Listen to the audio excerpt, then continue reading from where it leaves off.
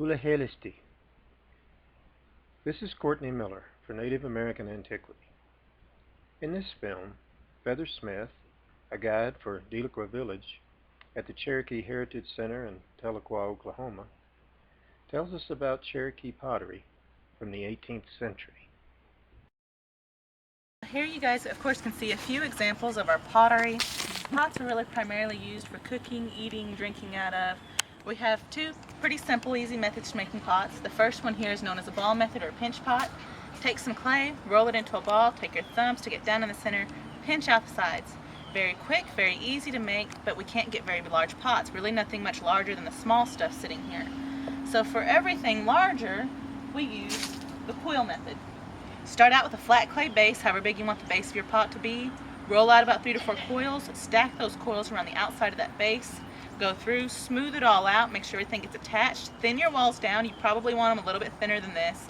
And then if we need to, we can continue adding coils, about 1 or 2 at a time, until we get our pot as big as we wanted it.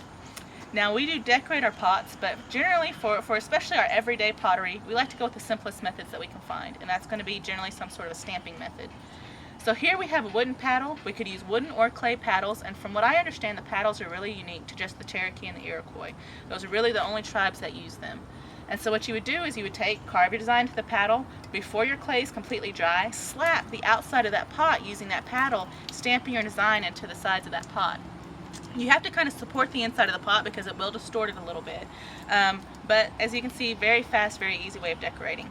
Some of the other things that they did was taking things like corn cobs and rolling the corn cobs, not with that one, rolling the corn cob across the outside. Anything with a texture, walnut hulls could be used. They would use freshwater shells and rock designs into the side.